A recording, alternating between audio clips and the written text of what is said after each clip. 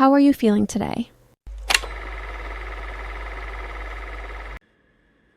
There is something no one wants to admit, yet it exists in every room you walk into. People know very clearly the level of your value from the way you allow them to treat you, not from your appearance, not from your achievements, but from your boundaries, or more precisely, how you have lost them. If you have ever wondered why some people walk into any place and are listened to, while you, no matter how kind, are easily interrupted, the reason is not luck. It lies in a psychological rule most of us were never taught. You think you stay silent to keep the peace, but that silence is teaching others to overlook you. Does that feel familiar? When someone cuts in line in front of you and you tell yourself, let it go. When a friend cancels on you for the third time and you smile and say, it's okay. When a coworker takes your idea and you just stay quiet, watching it become their achievement. Those actions seem small, but every time you endure, you are sending out an invisible message. I am not significant enough for you to be cautious with. More frighteningly, the people who never get treated that way are not lucky. They know a principle Machiavelli wrote down 500 years ago, a principle that makes the weak silent and the strong stand out in a crowd, not because they are aggressive, not because they are cold, but because they understand something you never realized. Respect does not appear on its own. It only comes to those who do not allow disrespect to exist. In the moment you are reading these lines, perhaps a part of you feels a small sting. That feeling is not sadness, but awakening, because you are not weak. You simply never knew how to protect the deepest part of your value. And when this truth reaches you, something interesting happens. You begin to look back at what has happened in your life with a new pair of eyes, not to blame yourself, but to realize that from this moment on, everything can be rewritten. A slow breath. You are standing right at the threshold of a transformation you never imagined before. There is something few people dare to look at directly. The people who hurt you always share one thing in common. They know you need their approval more than they need yours. Just by looking into your eyes, seeing the way you try to maintain a polite smile and the way you say it's okay, they immediately notice what you try to hide. You are afraid of disappointing someone, and that fear is where you lose yourself. Think back. When was the last time you truly respected someone who was desperate to be liked? Almost never. Because desperation has a scent everyone recognizes even when you never say a word. When being liked becomes your priority, your actions start becoming predictable. You will smile even when you are insulted. You will nod even when you know they're wrong. You will show up even when they do not value your time.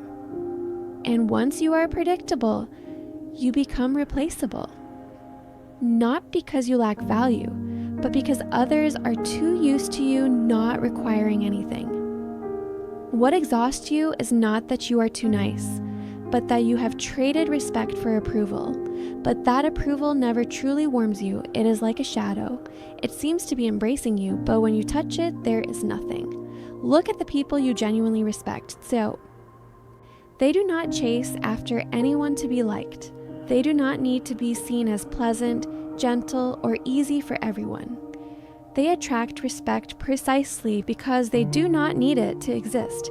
Human beings are always drawn to what is hard to grasp and always devalue what is too easily obtained. When you constantly try to be liked, you are unintentionally lowering your own value in the eyes of others. You do not know that, but they know it very clearly. In this moment, you may feel a small sting in your chest, not because you're weak, but because you're beginning to see what you have avoided for so long. And from the moment you look directly at that truth, a new door begins to open quietly, not loud, but enough for your life to step into a different chapter. There was a moment in your life when you saw someone walk into a room without trying, without giving any explanation, without smiling to win anyone over.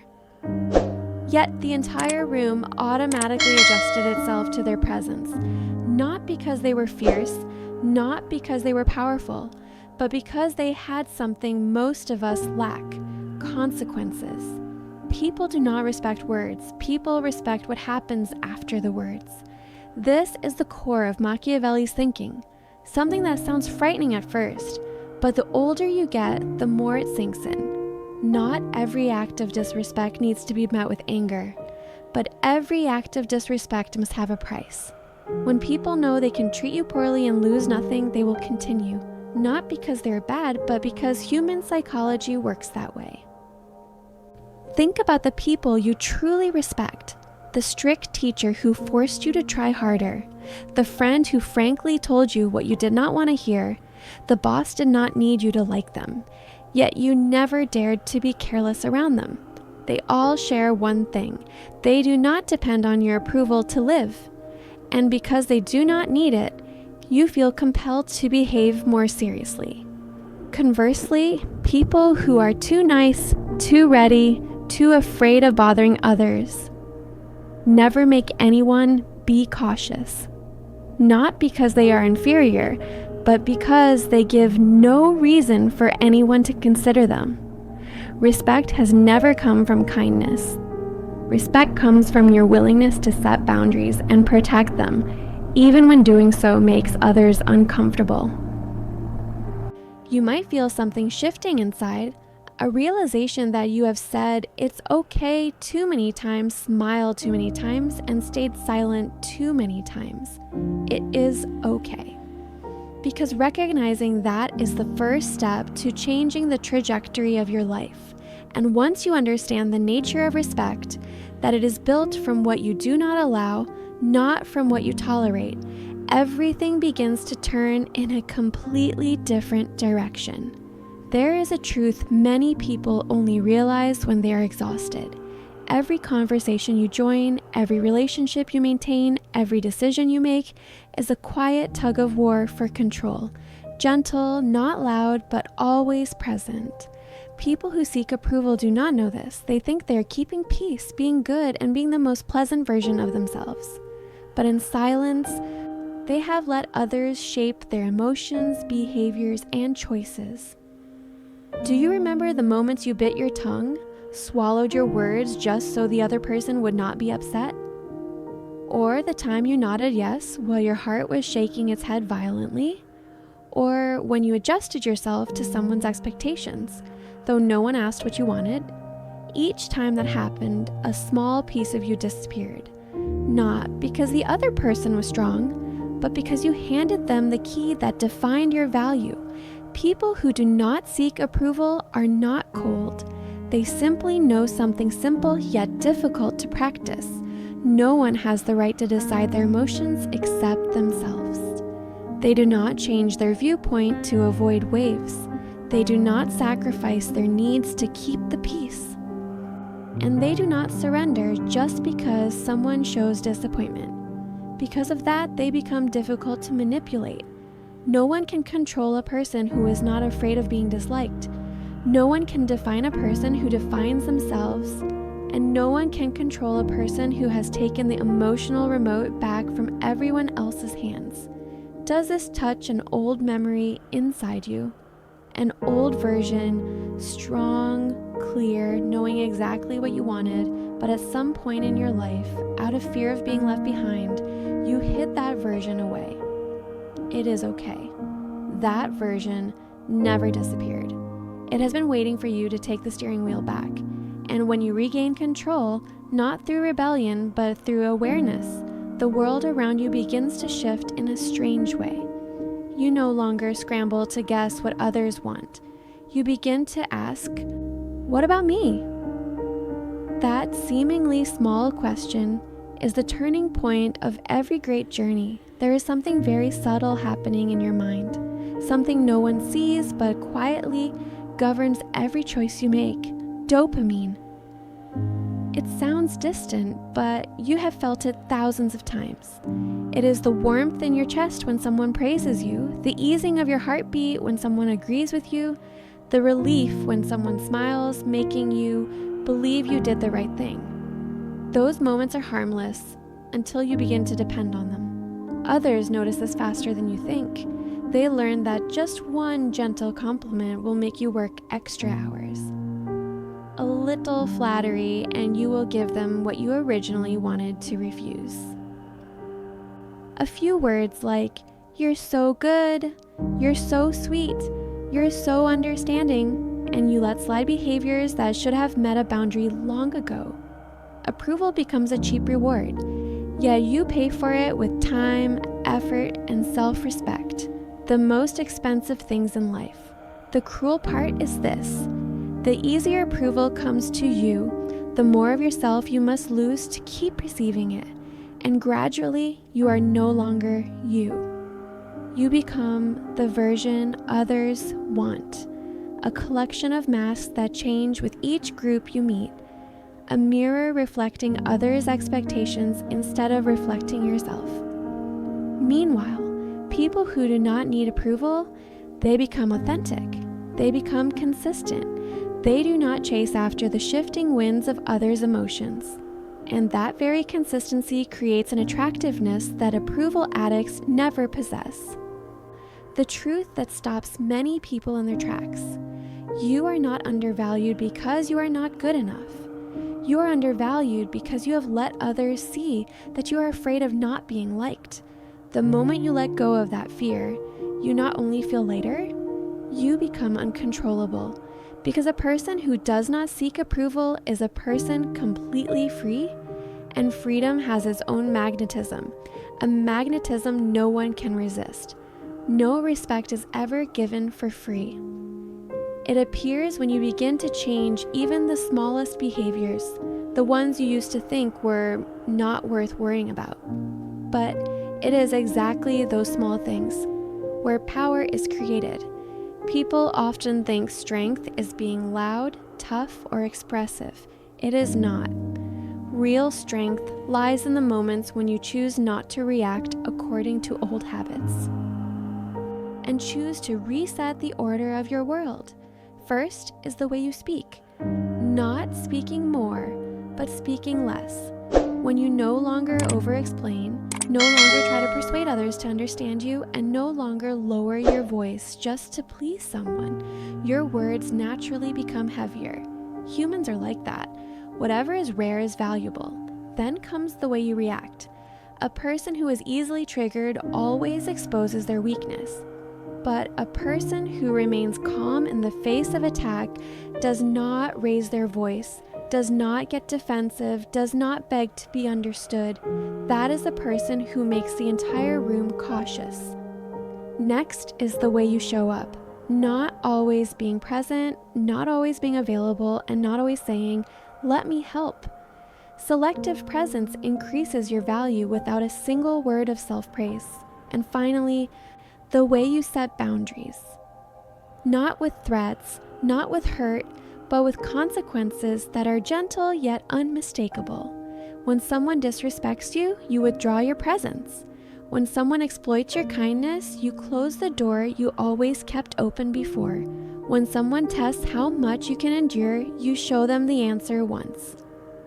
The strange thing is this: when you stop seeking approval, you begin to attract respect. When you no longer try to prove your value, people look for it on their own. When you become unpredictable, people must think twice before they approach you. It all begins with you daring to do less, so your value can increase. If you feel a very light but very real current of strength flowing under your skin, that is the sign you have begun stepping into a realm you once thought you did not belong to.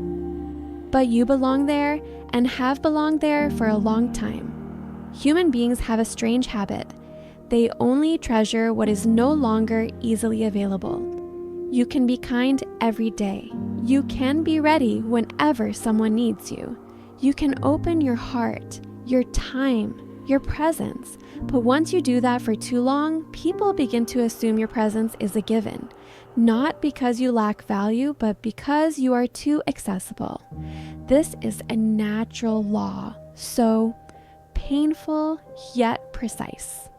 The easier you are to have, the less people feel they need you. Look at the most influential people in any group. They do not appear at every gathering. They do not reply instantly. They do not try to please everyone. They choose where they show up, and that appearance becomes an event others must pay attention to, not because they are careless, but because they understand that value is always tied to scarcity. When you begin to reclaim your presence, something interesting happens. People who once underestimated you start adjusting their attitude. People who once kept you waiting become more careful. People who once treated your time as endless suddenly appreciate every second you give them. This is not magic. It is psychology. Scarcity awakens people, and distance created intentionally, not coldly, not harshly, becomes a powerful lever that helps you regain the respect you once dropped. When you no longer appear everywhere, you become harder to replace. When you no longer respond all the time, you become more valuable. When you do not reply immediately, people begin to wonder, did I do something that pushed them away? The moment that question appears, the power dynamic between you and them has already shifted. The truth is, you do not need to become cold. You only need to become selective. And that selectiveness creates the aura many people believe you must be born with. But you do not need to be born with it. You only need enough awareness to reclaim it. There is a very quiet moment in the journey of growing up, when you no longer need to prove anything to anyone, no longer need to chase anyone's affection, no longer need to show up to fill the fear of being forgotten. And strangely, that very moment is when life begins to change color. People who once dismissed you suddenly become careful with their words, not because you retaliated, but because they sense something new in you. A boundary they no longer dare to test. People who once pushed you into corners now must learn to slow down, not because you react aggressively, but because you are no longer willing to sacrifice yourself for their comfort. And people who once treated you like a backup option suddenly understand that you are not waiting for anyone anymore. This change is very subtle, not loud, not combative, not declared. It is like a door slowly closing behind you, quiet enough that people do not hear it, but firm enough that they realize they no longer have the right to walk in the way they used to. Then at some point, you begin to feel confident in a way that is effortless. Not the I am great kind of confidence, but the I do not need permission to exist kind of confidence. You no longer seek consensus before every decision. You do not need someone's nod to feel you're right. You begin to trust that your thoughts are enough, and that feeling, if you listen closely, is very similar to freedom. That is also when unexpected opportunities appear. Not because you became luckier, but because others sense that you have stepped out of the role of the one who is always willing to endure. People listen to you more. People respect your distance. People come to you for advice. And this time, not because you're easily persuaded, but because you have your own perspective. And among all these changes, there is one most precious thing. You are no longer exhausted. Life becomes lighter, not because it becomes easier, but because you no longer carry the burden of pleasing the entire world. You begin to walk at your own pace, not rushed, not chaotic, not strained. A new version of you is emerging, calmer, deeper, and harder to shake than ever before. Not everyone is happy when you change. Not everyone feels comfortable when you begin to stand tall, speak with your own voice, and set boundaries you never dared to express before. And it is in this phase that you will face reactions you have never seen. People who are used to you always saying yes will be surprised, even irritated, when you begin to say no. People who are used to you showing up whenever they wanted suddenly feel offended when you no longer prioritize them. People who relied on you to fill their emotional void will react as if you took away something that belonged to them. But you did not take anything from anyone. You are simply taking yourself back. This resistance occurs not because you're doing something wrong, but because they are not used to your stronger version. The version they can no longer control. The version that makes them think before they speak. The version for whom respect is no longer optional but required. And in those moments, you will question yourself. You will ask, am I becoming too harsh? Am I hurting others? Am I losing my good nature? Those questions are not signs of weakness. They are signs that you are heading in the right direction, because every real transformation goes through this gray zone, where you are no longer who you used to be, but not yet fully who you will become. That gray zone can make you waver. It can make you feel guilty, a feeling rooted in years of trying to be agreeable, but that guilt is not the truth. It is only the shadow of old habits resisting before they disappear. And then, one day very soon, you will realize the people who leave because you're no longer easy are the people who should never have stayed in the first place. And those who remain, those who learn to adjust themselves to respect you more, they are the relationships you can rebuild from the ground up, healthier, deeper, more beautiful. This is not a loss. This is purification. And purification has never been comfortable, but it is always, always necessary. There is something you may only now truly feel. Respect is not a promise someone gives you, nor is it something you must beg for. It is something you awaken through the way you treat yourself. And when you begin to walk with a new quietness, not needing anyone's approval, not needing to chase to keep someone, not needing to explain why you deserve kindness, the world adjusts itself to you. No more noise, no more tug of war, no more exhaustion. You suddenly realize, when you stop allowing others to define your worth, you become free in a way you never imagined before. And that freedom is the true essence of strength. From this moment on, you no longer need to live through other people's eyes. You no longer need anyone's recognition. You no longer need to bend yourself to fit anyone's mold. You choose respect instead of pleasantness. You choose boundaries instead of silence. You choose truth instead of approval.